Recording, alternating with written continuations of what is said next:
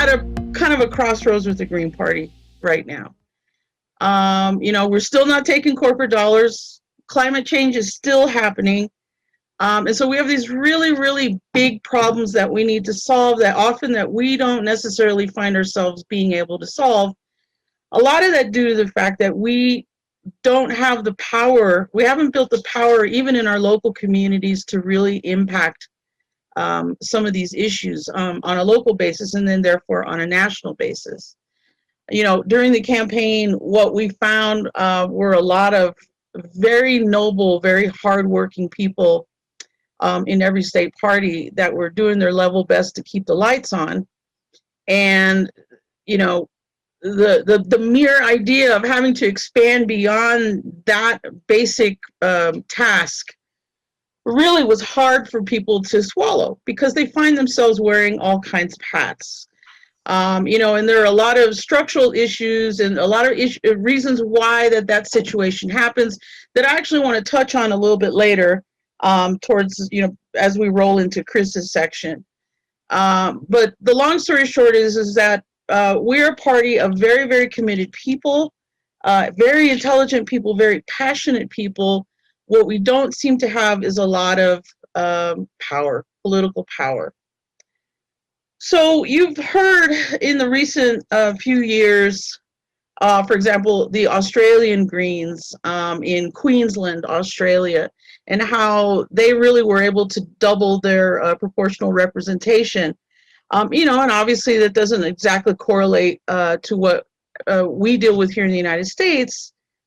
But there was a particular tactic that they used that we kind of want to talk a little bit about today. And I also want to draw correlations to, more close to you all there in Maryland, the race of Franca Muller-Paz, and as well as Emmanuel Estrada in Baldwin Park, California. And the link between these three events and the success that they've had, I want to point out, if I'm not mistaken, I think Franco ran for the same district as the previous candidate, a Green candidate that ran. And that previous candidate got something like 1,200 votes. Franca came out with close to 5,000 votes. If I have that data, same district. Yeah, thank you. So, that represents a marked increase in the profile of a Green Party candidate in Baltimore over just the last few years.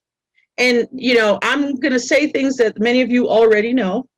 One thing for sure is that what Franca's team did very effectively was to have the personal conversations with voters in the district, right? There's stories in the Baltimore media about Franca, personally going out to meet with volunteers, to give them her initiatives for that particular canvas. And folks were actually going around and engaging in one-on-one conversations, a man on the street kind of a conversation. They were knocking on doors. There was phone banking. There was text banking. There was all of those kinds of things. And those kinds of things seem really daunting to us. But what we can really say is that Franca placing second in that District 12 race, I think that's what it was, compared to the previous Green candidate, and employing these tactics really, really made a difference. Now, there was a disparity between the first place person and Franca, but she got more than half as much as the votes that candidate, the other candidate that won. And there are those naysayers that are going to say to us, well, she only got second place, she didn't win. But what I would submit to Greens when we look at that race is we really have to see that for the win that it is, right? The amount of work, the amount of coalition building that happened. I mean, there was even a Democratic council person that endorsed Franca, right? And kind of broke ranks with his own party. So that kind of raising the profile and things like that was very contributed a lot to the success that she had. I don't know about you all in Maryland, but I feel very proud of the Green work in her race. I mean, I think it was really, really exemplary, and it represents kind of the stepping stone and the programs that we need to put in place to be able to do something big later on, right? we as Greens, we understand sustainability. And so this has to be a question. What is our capacity to do these things, and what is it going to take to do that? And I'll pivot over to Emmanuel Estrada's race in Baldwin Park, New York, or excuse me, California. And I'm looking at Howie, so I'm saying New York. And literally what Emmanuel did was the same kind of what they call retail politics. I don't like to use a lot of the political jargon because I don't, why? But literally what that means is taking your campaign directly to the voter, right? And so Emmanuel was actually knocking on doors, having conversations. Baldwin Park is a smaller kind of suburban community in LA County. He had an advantage as well because he's bilingual, and that had there they have a large concentration of Spanish dominant, if not Spanish monolingual people.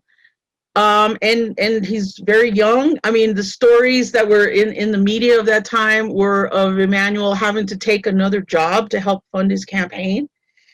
So it's like kind of like the Mr. Smith goes to Washington sort of thing, the underdog story. And it's such a great success story.